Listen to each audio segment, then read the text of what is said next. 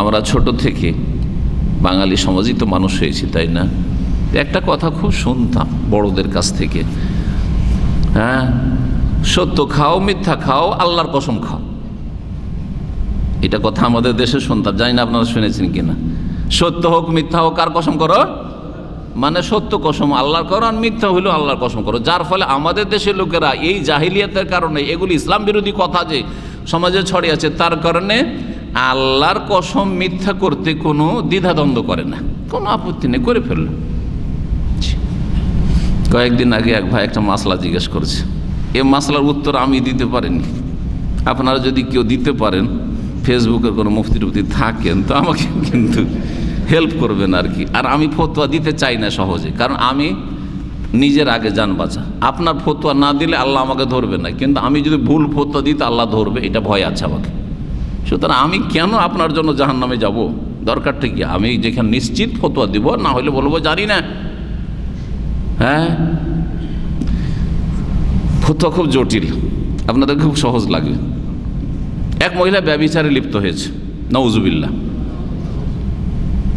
ব্যভিচারে লিপ্ত হয়েছে, তারপরে বিয়ে শাদী হয়েছে, অথবা বিয়ে শাদীর পরে পরকীয়াতে লিপ্ত হয়েছে, বিয়ের পরে হয়তো বা আগে, যাই হোক বিস্তারিত আল্লাহ ভালো, আগে থেকে ছিল, পরেও পরকীয়াতে মানে জেনাতে লিপ্ত হয়েছে। এখন স্বামী কিভাবে একটু জানতে পেরেছে বা সন্দেহ হয়ে গেছে, স্বামী জানতে পেরেছে অথবা সন্দেহ হয়ে গেছে। এখন স্বামী তো পাঁইতারা শুরু করেছে, ওকে স্বীকার করাবে, বলছে তুমি বলো, সত্য কথা বলো। বলছে সত্য কথা বলছি। ও মহিলাও জান বাঁচাবার জন্য, একটা বাচ্চাও আছে, সত্য কথা বলছে, আমি ব্যভিচার করিনি। ওর সাথে একটু ভালোবাসা ছিল, প্রেম ছিল, কিন্তু ব্যভিচার কুকাজ করিনি কথা বলছে, বিশ্বাসই করে না, বলছে আল্লাহর কসম করো। এখন এই মহিলা ফেসে গেছে এই বিপদে। যদি আল্লাহর কসম করছে, তাহলে অতীতে একটা কুকাজ করেছে, আর বলছে আমি করিনি, তাহলে এই কসমের নাম কি? ইয়ামিনে গমুস, জাহান্নামে নিয়ে যাবে এই কসম। কথা ঠিক কিনা? পড়লেন তাহলে বুঝতে পারলেন এই মাসলা।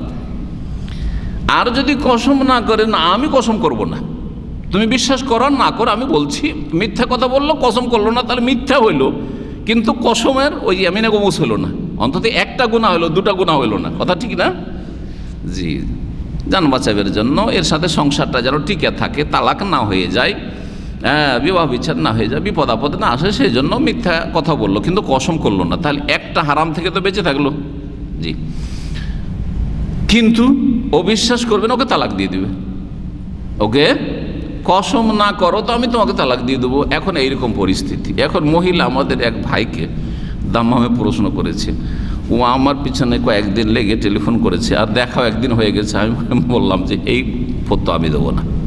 জি হ্যাঁ, ও যা পারবে তাই করুক, তবে হারাম, ওর জন্য মিথ্যা কসম করা হারাম। এক তো ব্যভিচারে লিপ্ত হয়েছে, হ্যাঁ, তারপরে ও মিথ্যা কথা বলছে, মিথ্যা কথা বলছে, দ্বিতীয় গুনাহ হইল। ব্যভিচারের পরে দ্বিতীয় গুনাহ হলো কি? ব্যভিচার করেছে বলছে ব্যভিচার করিনি। তৃতীয় অপরাধ হচ্ছে, কাবিরা গুনাহ হচ্ছে মিথ্যা কসম করবে যে আল্লাহর কসম আমি এই কাজ করিনি। কিসের জন্য? শুধু সংসারকে টিকিয়ে রাখার জন্য। আমি একে বললাম যে আল্লাহ না করে এই মিথ্যা কসম করলো, তারপর আল্লাহর গজব নেমে আসলো, স্বামী মারা গেল, হতে পারে না? পারে না? বা সেই মরে গেল, অথবা তারপরেও তালাক দিয়ে দিল, হতে পারে না? যে না না তুই মিথ্যা কসম করেছিস, কসম করা বিশ্বাসই করবো না, আমি রাখবই না তোকে। বা ও নিশ্চিত হয়ে গেল, তারপরে রাখলো না। ওর তুই কত বড় অপরাধ, তুই এত বড় কসম করেছিস, অথচ এই কাজ করেছি, আমি তো সব জানিছি। আল্লাহ সব কিছু করতে পারে কি না? তাহলে সবগুলি অপরাধও করে ফেললো, সংসার টিকলো না, এটা হইতে পারে না। জি, গতকালকের যে আগুনের আপনার দুর্ঘটনা ঘটেছে বনানীতে, আপনারা শুনেছেন।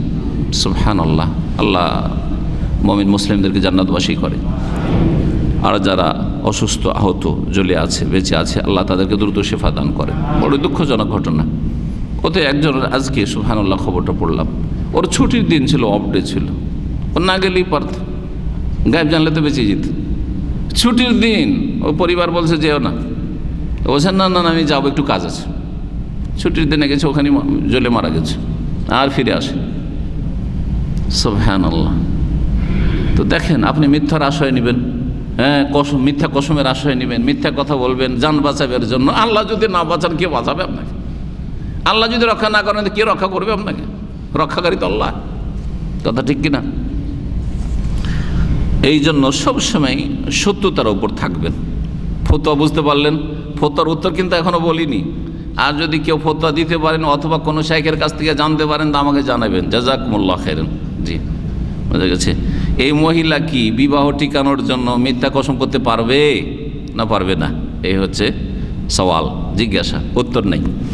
আল্লাহু আলাম। উত্তর হচ্ছে আল্লাহু আলাম, আল্লাহ ভালো জানেন।